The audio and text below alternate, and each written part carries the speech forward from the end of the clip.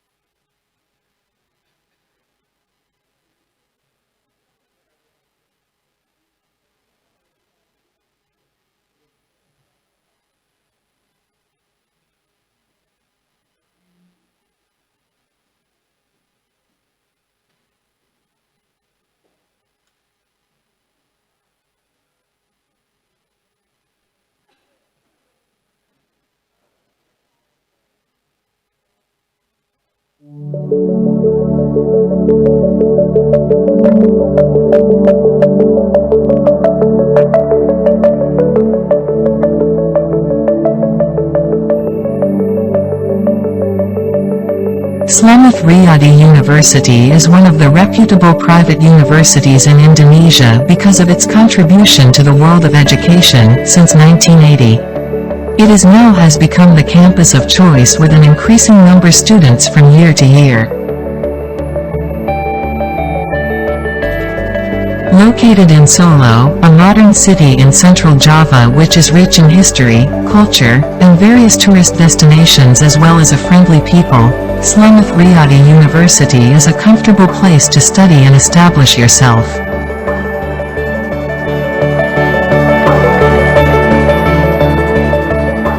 Welcome to the campus of Slamet Riyadi University, one of the best and biggest universities in Solo.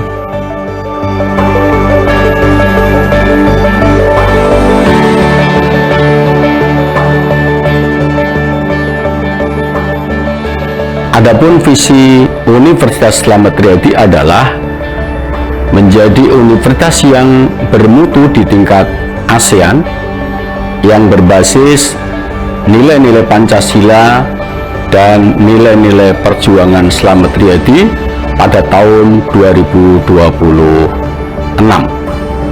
Untuk mewujudkan hal tersebut, Universitas Slamet Riyadi menyelenggarakan dan melaksanakan kegiatan Tridharma perguruan tinggi, baik Dharma pendidikan dan pengajaran, Dharma penelitian, dan Dharma pengabdian kepada masyarakat yang didukung oleh sumber daya manusia yang profesional dan kompeten. Dalam rangka menuju ASEAN Class University, Universitas Slamet Riyadi melaksanakan kegiatan internasionalisasi dengan mengadakan kerjasama secara internasional yang diwujudkan dalam bentuk kolaborasi riset, guest lecture, student mobility, dan exchange student. Nowadays, Slamet Riyadi University runs 6 faculties and postgraduate programs. Faculty of Law with a Law Study Program, and Master of Law postgraduate programs.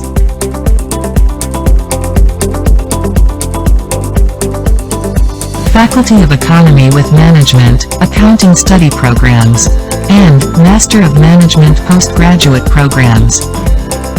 Faculty of Social and Political Sciences, with programs in Communication Science, International Relations, Public Administration, and Master of Public Administration Postgraduate Programs.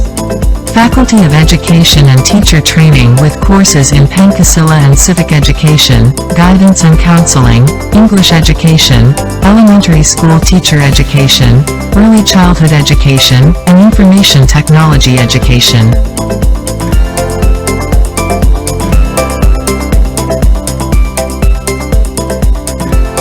Faculty of Agriculture with Agrotechnology Study Program.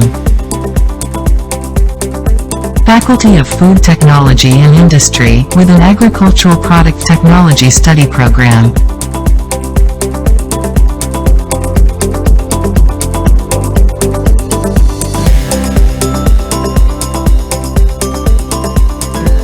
To support the academic activities, Slamet Riyadi University is supported by very adequate facilities and infrastructure.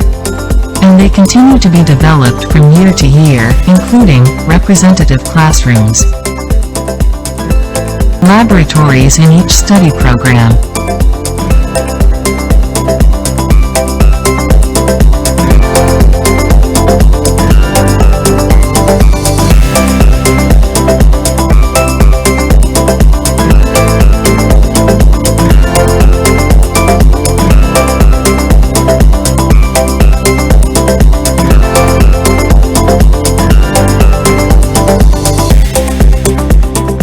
library, which is equipped with thousands of reference books and digital library.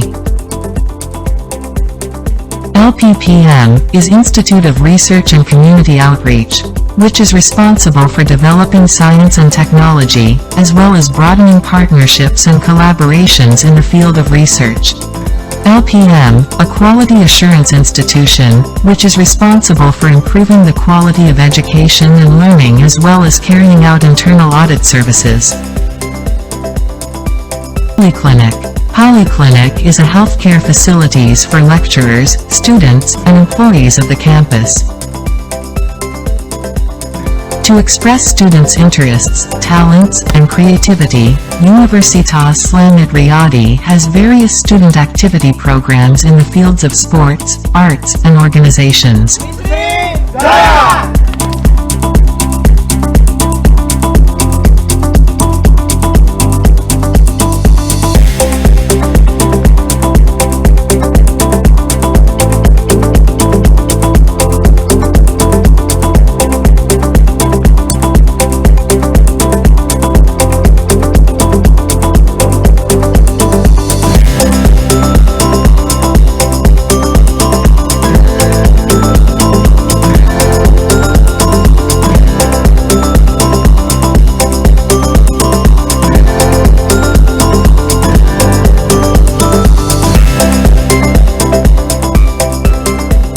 Success starts with the courage to dream and step for change. Your footsteps today will define your progress in the future. With Slamet Riyadi University, you will become a student who is ready to work for the country, serve the nation, and change the world for a better place.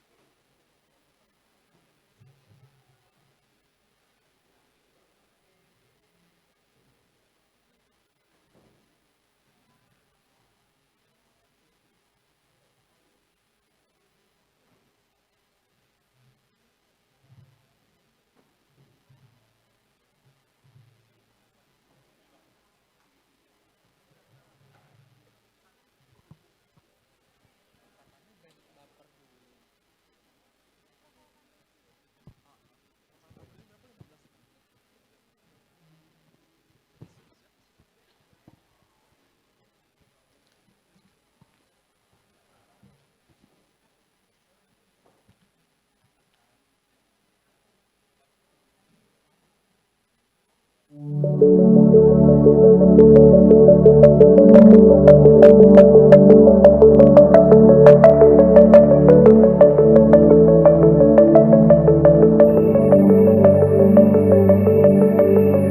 Riyadi University is one of the reputable private universities in Indonesia because of its contribution to the world of education since 1980. It is now has become the campus of choice with an increasing number of students from year to year. Located in Solo, a modern city in central Java which is rich in history, culture, and various tourist destinations as well as a friendly people, Slamet Riyadi University is a comfortable place to study and establish yourself.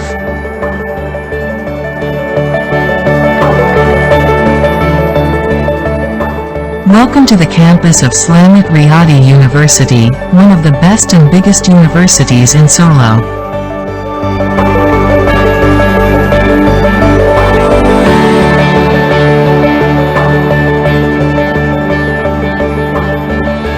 Adapun visi Universitas Slamet Riyadi adalah menjadi universitas yang bermutu di tingkat ASEAN yang berbasis nilai-nilai Pancasila dan nilai-nilai perjuangan Slamet Riyadi pada tahun 2026. Untuk mewujudkan hal tersebut, Universitas Slamet Riyadi menyelenggarakan dan melaksanakan kegiatan Tridharma perguruan tinggi, baik Dharma pendidikan dan pengajaran, Dharma penelitian, dan Dharma pengabdian kepada masyarakat yang didukung oleh sumber daya manusia yang profesional dan kompeten. Dalam rangka menuju ASEAN Class University, Universitas Slamet Riyadi melaksanakan kegiatan internasionalisasi dengan mengadakan kerjasama secara internasional yang diwujudkan dalam bentuk kolaborasi riset, guest lecture, student mobility, dan exchange student. Nowadays, Slamet Riyadi University runs 6 faculties and postgraduate programs. Faculty of Law with a Law Study Program, and Master of Law postgraduate programs.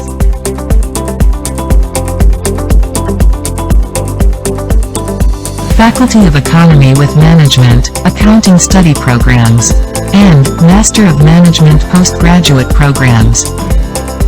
Faculty of Social and Political Sciences, with programs in Communication Science, International Relations, Public Administration, and Master of Public Administration postgraduate programs. Faculty of Education and Teacher Training with courses in Pancasila and Civic Education, Guidance and Counseling, English Education, Elementary School Teacher Education, Early Childhood Education, and Information Technology Education.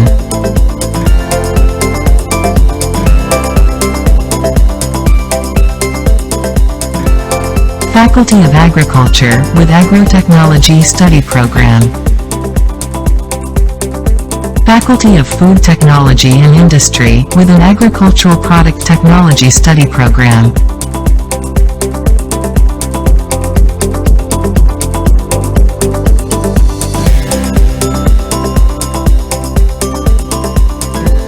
To support the academic activities, Slamet Riyadi University is supported by very adequate facilities and infrastructure.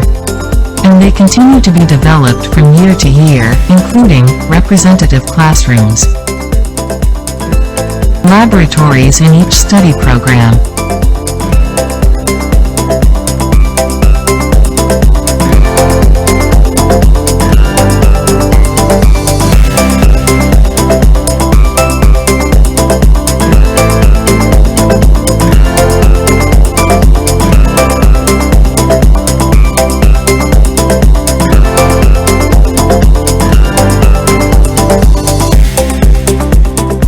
library, which is equipped with thousands of reference books and digital library.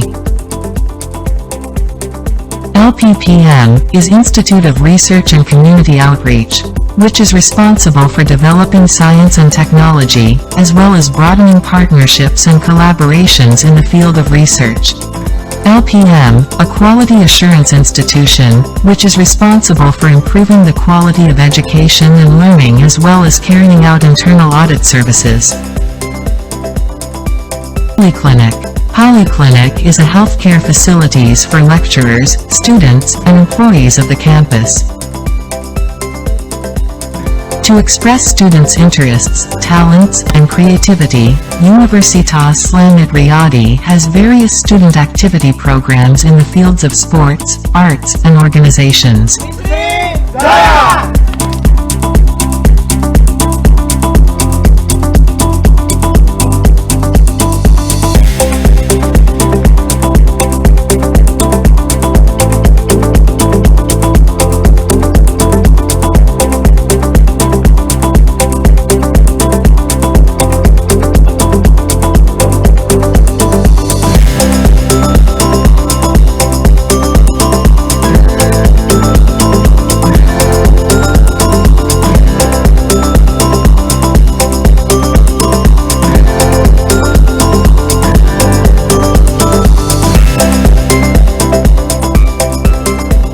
Success starts with the courage to dream and step for change.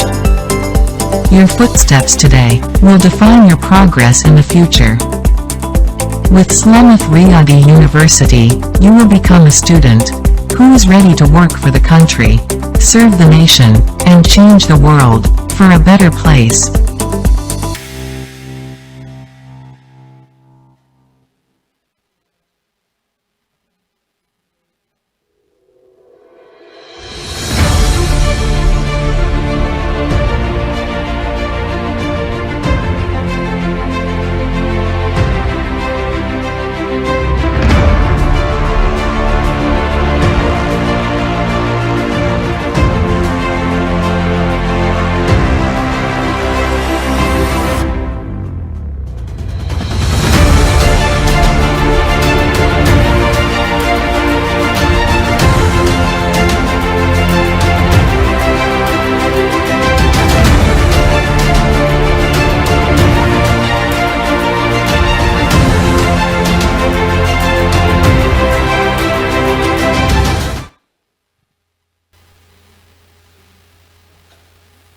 Ladies and gentlemen, good morning and Assalamualaikum warahmatullahi wabarakatuh.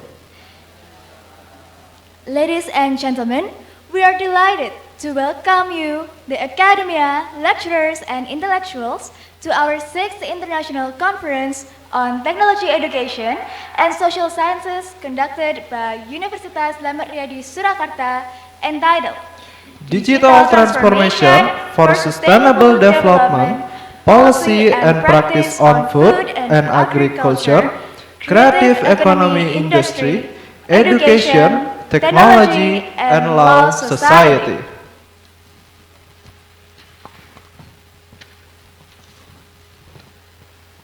Ladies and gentlemen, first of all, let us introduce ourselves to you. I am Diwangkara Arno Noval and my partner Benedicta Vania Ayu Alpita from English Language Education Study Program, and we are the Master of Ceremony for this conference. It is an honor to us to introduce and welcome the honorable audiences from our stage. First, the Honorable Professor Dr. Andes Sutoyo MPD, Director of Universitas Slamet Riyadi Surakarta, together with all the deans, lecturers, and academics in Universitas Slamet Riyadi Surakarta. We also greet with honor the speakers of the 6th International Conference on Technology, Education, and Social Sciences, Universitas Slamet Riyadi Surakarta. The Honorable Professor Lau Chung Lim from University of Nottingham, Malaysia. The Honorable Professor Nafizar Nazir from Universitas Andalas, Indonesia. The Honorable Mr. Nelborn K. Muhammad, PhD from Western Philippines University. The Honorable Professor Manoj K.S. Changgani, PhD from Department of College Education, Government of Rajasthan, India. All praises and good worship to the Almighty God. Because of His blessings and mercy, we can all be gathered together in healthy condition. Ladies and gentlemen, the national anthem, Indonesia Raya. Ladies and gentlemen, please stand up.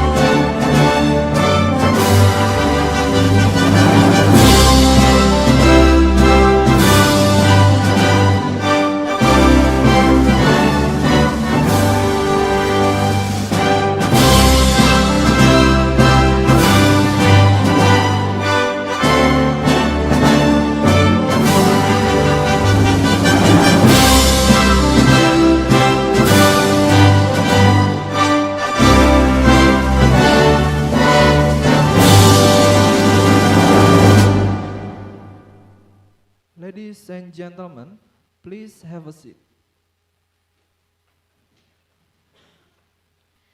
The next agenda will be a welcoming remark by the chairperson, Dr. Nani Suhartati.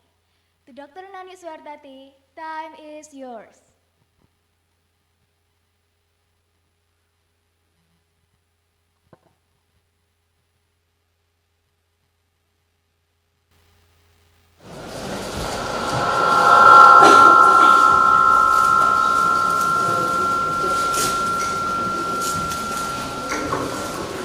Good morning, everyone.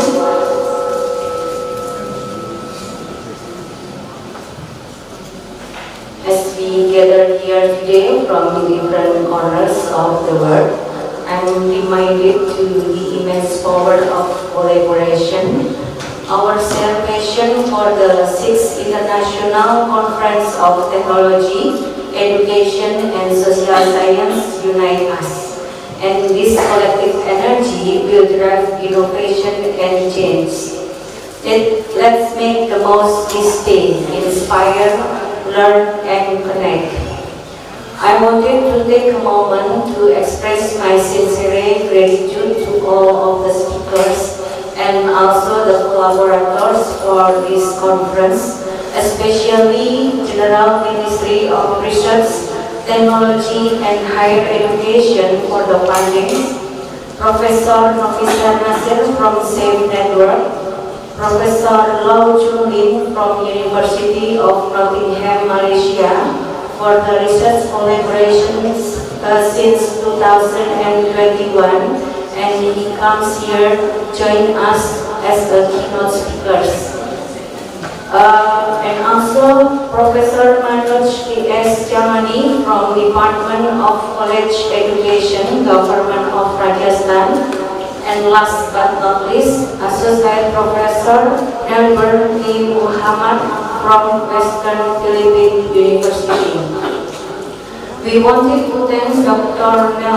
Nelson P. Cabral, the OIC President of Northwestern Mindanao State College of Science and Technology, for participating, and the publisher, Knowledge E, architect from Gajah Mada University, Agri and also Equilibrium. However, have you ever wondered that what drives innovation, what sparks creativity? Well, today we are diving into this question head-on.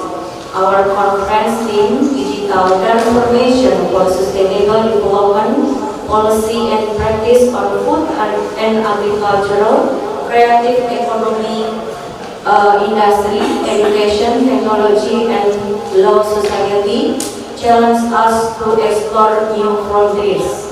So let us ask ourselves, how can we push the boundaries? How can we redefine what is possible? In the face of pressing challenges, how do we respond? That is the question that at the heart of this conference. From climate change to digital transformation, we are here to find solutions. So let us embrace these challenges as opportunities to innovate, collaborate, and make a lasting impact. Ladies and gentlemen, esteemed guests and fellow participants, it is an honor to stand before you today. I extend my heartfelt gratitude to guests, speakers, participants, and also the committee. We have participants from Thailand, Philippines, India, Morocco, and also Malaysia. Together, we will explore critical issues and work toward a sustainable future. Thank you very much and enjoy the conference. Wassalamualaikum warahmatullahi wabarakatuh.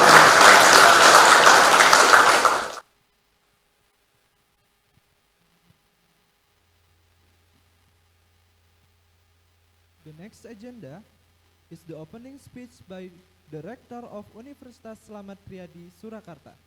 Kepada yang terhormat Profesor Dr. Andes Sutoyo MPD, kami persilakan.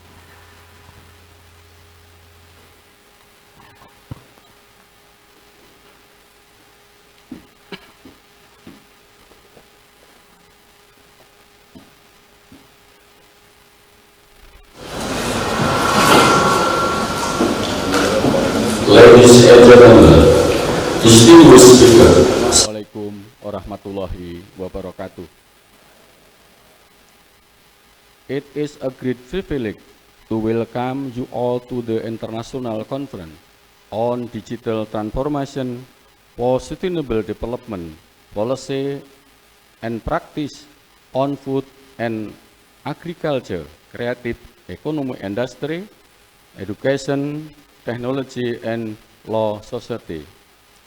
The objective of this gathering is to examine and utilize the potential of digital innovation as a catalyst for sustainable development across the food sector, including food and agriculture, the creative economy, education, technology, and the legal profession.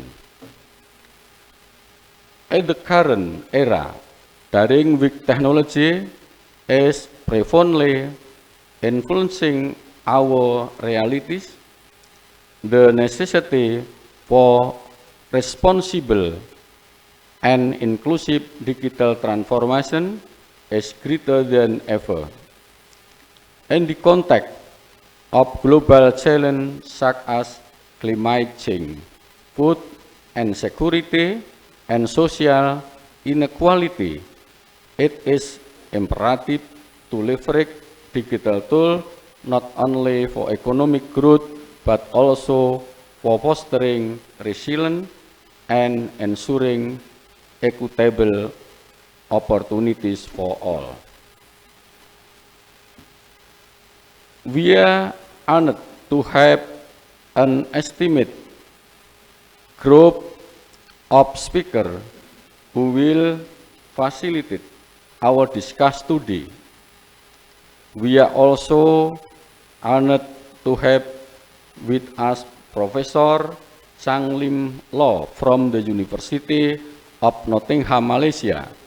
We are pleased to welcome Professor Navisar Nasir from Andalas University in Indonesia, from the Western Philippine University. We welcome Mr. Nelben K. Muhammad, PhD. We are also honored to have Professor Manut K. S. Changani, PhD, from the Department of College Education, Government of Rajasthan, India. I hope that each of you will engage actively in the discussion, share your insight, and challenge assumption. By doing so, we can collectively develop a roadmap for digital transformation that align with our sustainable development goal. Thank you for joining the conference, and we hope this conference will give you all an accessible experiment. Assalamualaikum warahmatullahi wabarakatuh.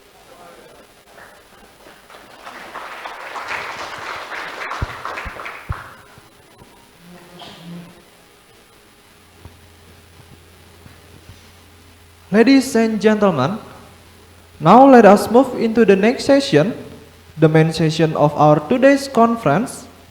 We will move into the keynote speech and panel session. This session will be moderated by Dr. Imratul Mafia, SPD MPD, and accompanied by Mrs. Irvia Resti Puyanda, STP MSc.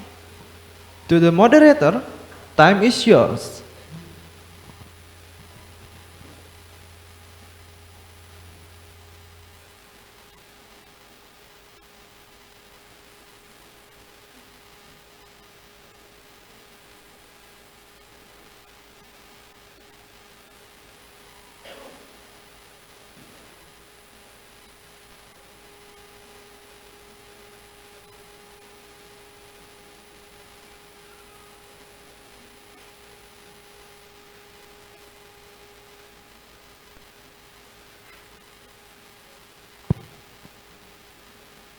Thank you for the time, Diwang and Fania. Bismillahirrahmanirrahim.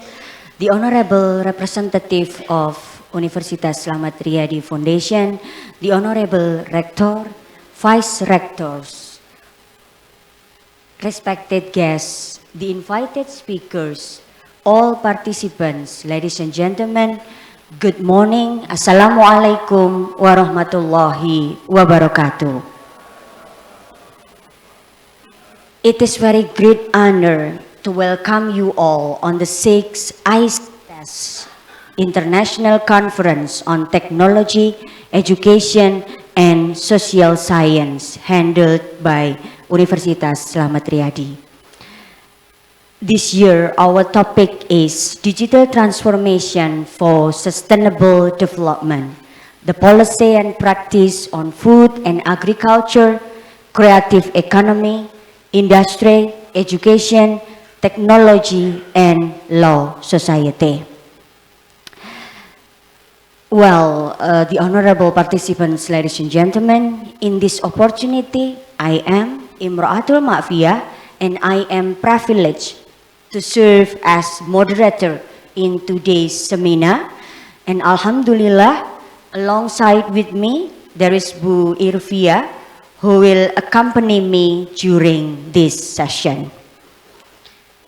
Well, ladies and gentlemen, we are delighted to have all of you join us today, since everybody knows that in this modern world, it is crucial for us to know or understand how the digital transformation is not only just focus on productivity, but also giving contribution to the social equity, environmental sustainability, and also economic resilience. And our various topic of today's discussion, of course, will lead us to the understanding and awareness on how the digital transformation policy, innovative practices, and challenges that we will face across sectors and beyond.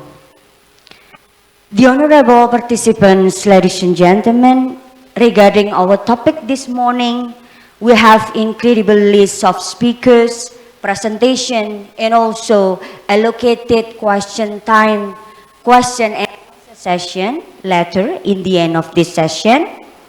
And as the additional information, this seminar is conducted in hybrid setting, so I would like to also give great welcome to all the speakers who join virtually as well as the virtual participant. All right, without any further ado, ladies and gentlemen, of course, this will be our awaited session that we have already had keynote speaker in this session to start our discussion today. And our keynote speaker is Professor Loh Chung Lim from University of Nottingham, Malaysia. Perhaps I will greet Professor Loh first. Have Professor Loh connected with us?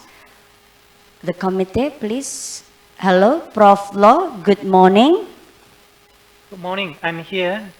Okay, I can hear you clearer as well, Prof. All right, well, the honorable participants, ladies and gentlemen, before we move to our keynote speech from Prof. Loh, I would like to briefly read his curriculum vitae first. Prof. Loh is the Dean of Faculty of Science and Engineering in University of Nottingham, Malaysia. He has more than 25 years of experience in conducting R&D, especially in the areas of industrial drying, food and bioproduct processing, and fluidized bed. His recent research activities include drying of herbal product using low temperature heat pump assisted solar drying, and heat pump assisted drying, edible bird nest drying using low temperature drying technique, and he also doing research on applications of the fourth drying technology in crumb rubber drying. Further, he also designed a number of industrial dryer, including fluidized bed dryers, low temperature dryers, and intermittent dryer for a various type of product. Some of the dryers have been applied in food industry. So lucky of us, we have very inspiring expert on food and industry. Well, now allow me to invite our keynote speaker in regarding the topic, the advancements in industrial drying, the fourth generation of drying technology. All right, Prof. Loh, I will give the floor to you, and you will have a chance to deliver your keynote speech in 15 minutes. Are you ready, Prof. Loh? Yes. Thank you, Okay. Dr. Yeah, thank you. Dr. Lin. Yeah. Let me share my screen, ladies and gentlemen.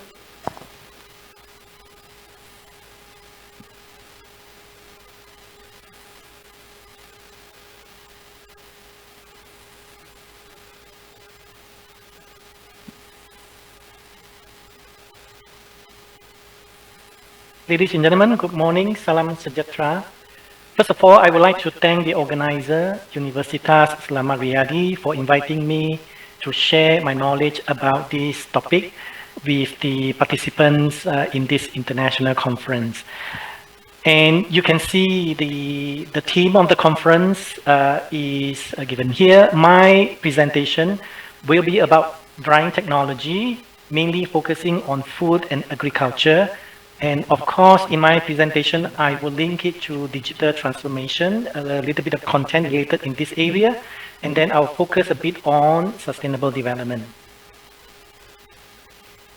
The first topic is significance of drying. Now, I just want to stress here that drying is everywhere. If you look at a conference hall, say the conference hall setting that you are in at the moment, all the items in the conference hall, yeah, if it is in the form of solid, then during the processing, the manufacturing of those items, there will be a dehydration or drying process.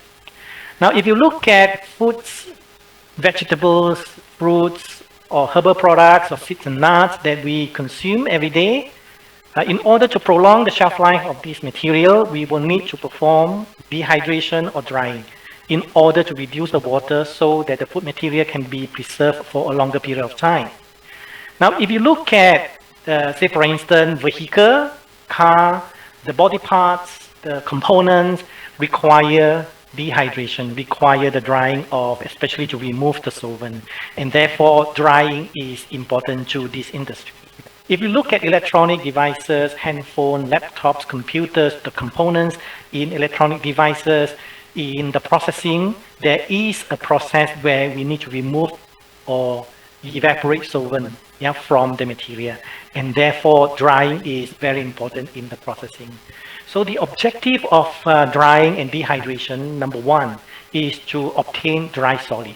That will allow us to obtain free-flowing material that can be stored, packed, and transported from one place to another location, or allow us to dose the material, yeah, in tablet form, for instance.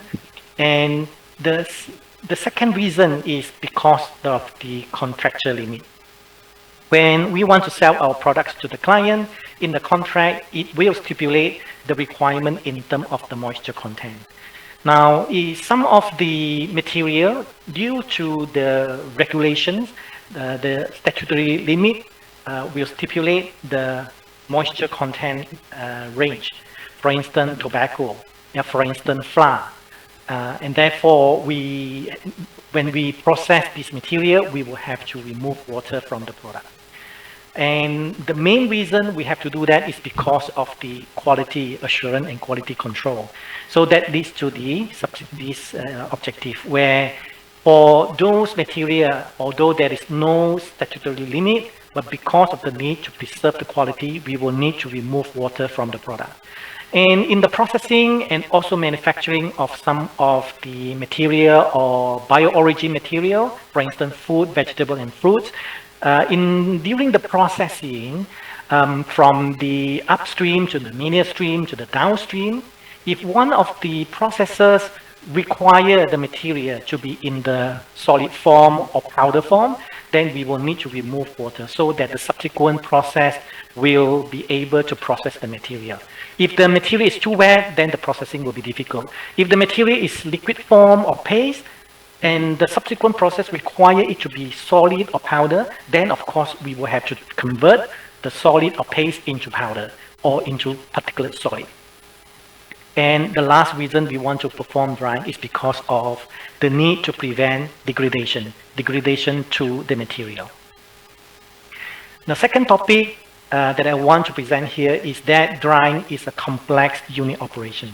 So drying is not a simple process where we just apply heat, evaporate the moisture. It is not that simple.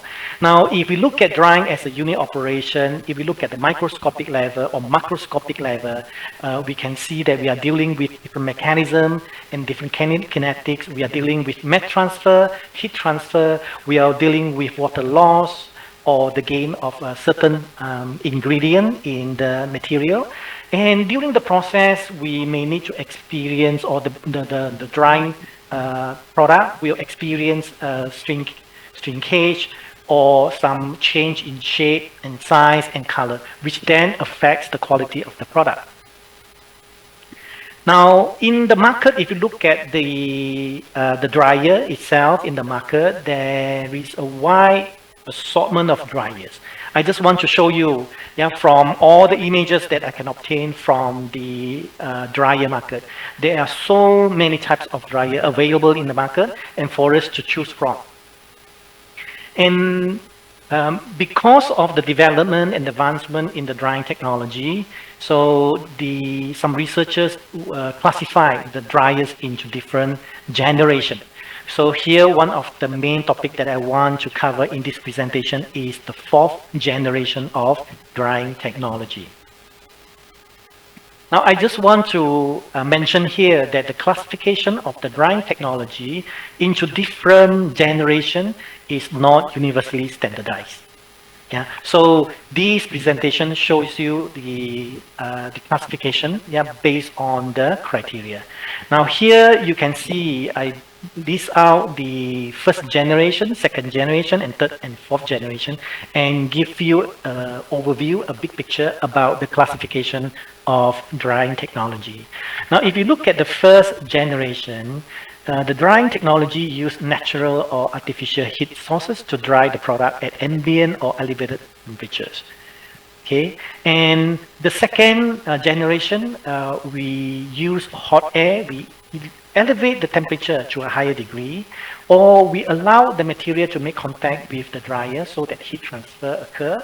In the 3rd generation, we may alter the vacuum, the pressure, so that we can have low vacuum or high vacuum or even high pressure, or we can have osmotic pressure, or we can modify the atmosphere. For instance, if the material is sensitive to oxidation, we can remove oxygen from the atmosphere so that we can only have, for instance, carbon dioxide or nitrogen, so that oxidation of the material is not does not occur during the process. And in the 4th generation drying technology, in this classification, we mainly use electromagnetic waves such as microwave, radio frequency, or infrared to heat and dry the product. So if we use this 1st generation as a baseline, then the 2nd generation drying technology will allow us to have a faster drying, or at the same time have a better product quality. So if we apply a 3rd generation drying technology, then the product quality will be enhanced further and the product damage will be minimized. If we use the 4th generation drying technology, because of the usage of microwave, electromagnetic wave, we are able to enjoy a very high drying rate, meaning that drying can occur in a very fast pace. And of course, with the features that we are able to introduce in the 4th generation drying technology, we are able to obtain very good product quality. Now, this slide shows you the comparison of the 1st, 2nd, 3rd, 4th drying generation drying technology. And here you can see the various different types of drying technology under different classifications, ranging from 1st, 2nd, 3rd, and 4th. I will go into these one by one briefly and highlight some of the features, the advantages, and also the limitation. For instance, sun drying, hot air drying, open air drying, smoking, these are classified as the 1st generation. And they are simple, low cost, easy to operate. However, especially sun drying, the limitation is that it is depending on whether the drying rate is slow, and also it may be susceptible to contamination due to the open air drying. If we look at the 2nd generation drying technology allow us to increase the temperature to a higher degree. For instance, spray drying is carried out at 220 degrees C. Of course, at the same time, we can also alter the pressure. We can conduct the drying in vacuum condition. So the 2nd generation drying technology allow us to have control environment, allow us to have improved drying efficiency, and also have a better product quality. Of course, the limitations include energy consumption compared to the 1st generation. And because we need a machine for the drying, therefore it involves capital cost. And of course, because we use hot air, for instance, then of course it gives environmental impact. Now, if we go to the 3rd generation drying technology, before that, I just want to use this slide to show you the in the process industry, it is well known, the big five, meaning that the 5 types of drying technology available in the process industry. If you go to the industry, look at their industrial dryer, you will find that they belong to either these 5. Yeah, they are flash dryer, spray dryer, cylinder dryer for paper processing, and then rotary dryer. It can be convective rotary dryer or contact rotary dryer. And finally, the fluid dye bed dryer. These are the big 5, very common in the process industry. And they are classified as the 2nd generation of drying technology. Let me go to the 3rd generation. The 3rd generation, for instance, freeze drying, very high vacuum drying, osmodehydration technique, or modified atmosphere, which I mentioned to you just now. So these drying technology are classified as the 3rd generation. Now for these drying technology, we are able to have advanced control in the process, and if we refer to the sustainability aspect, we are able to have optimized energy efficiency, we are able to improve the energy efficiency, and then also reduce environmental impact. In relation to the digital transformation, we are able to integrate the technology, the drying technology, with IR 4.0. Of course, the 3rd generation drying technology has some drawbacks. For instance, the capital cost is high, the operating cost is high, and of course, these drying technology, they are very complex and therefore require skilled worker to operate the process. Now, the 4th generation, as I mentioned to you just now, we use electromagnetic wave, for instance, microwave, infrared. And there are also other types of drying technology that can be classified under 4th generation, for instance, vacuum freeze drying.